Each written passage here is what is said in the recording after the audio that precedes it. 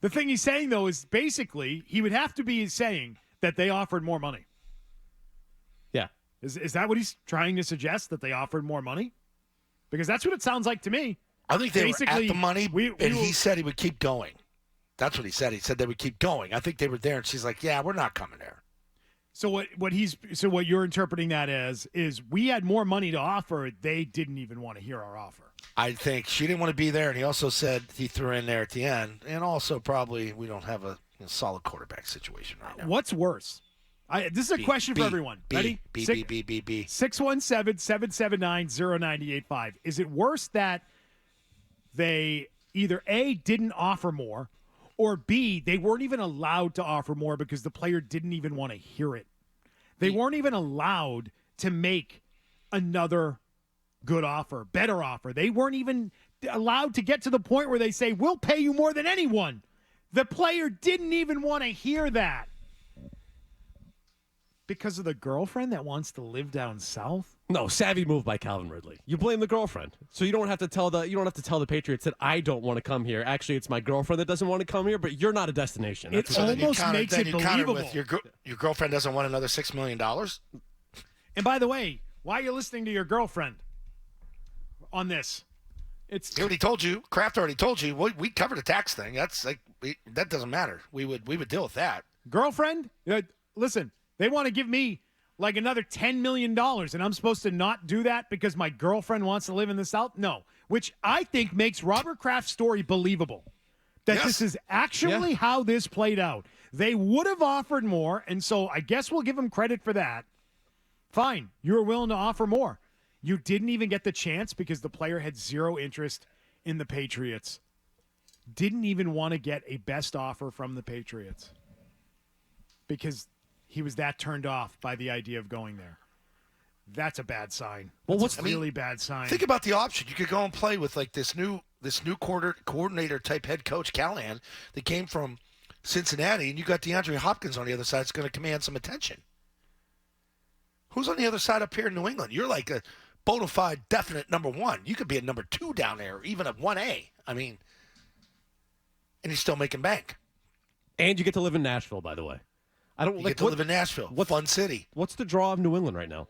Seriously, for a free agent. World Cup. I have no idea.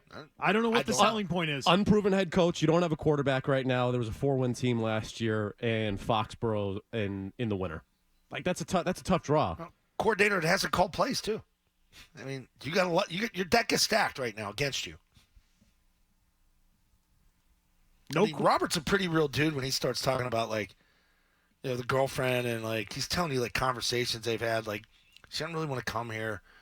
Then he slid in the quarterback thing at the end, and he said, we would have covered the tax thing and we would have kept going. The player didn't want to keep going. It sounded like. And he found another taker. Found another taker other than Jacksonville, and it was Tennessee, and it was a better situation than Jacksonville. So it might all be nonsense. It might just be that the team didn't want to keep going and they cheaped out on the player and they didn't close the deal, which is bad. But I think it's worse when you're not even allowed to try and close the deal. You know what, Peter? And the player just turns off their phone or ghosts you on the text chain. The more and more you hear from people that cover the team and the openness that is out there now and the willingness to talk, I think he's telling you the truth because eventually people are going to tell you the truth, what the hell the situation was. There's too many people talking on the staff, too many people talking in the front office. Like, eventually it's going to get out, and if that's not the truth, it's going to make the owner look stupid, and he's not going to look stupid that way. I mean, I think he's honestly telling you the way it went down. That's not just about not being a destination. That's about players want to avoid you. Yeah. It's the opposite. I think he's telling you the truth there. Like, they didn't want to come here. Well, and I think he's being honest, too, because what does the owner want to push back on? What's the narrative that's been around here that now he doesn't for the last spend few months? money. So I am trying to spend money on elite free agents. We are not a destination right now. Do you read into the quarterback comment in that answer, by the way, from Calvin Ridley from Kraft, in terms of what he really wants? About how they don't have a quarterback right now to actually sell people on the franchise? I believe it.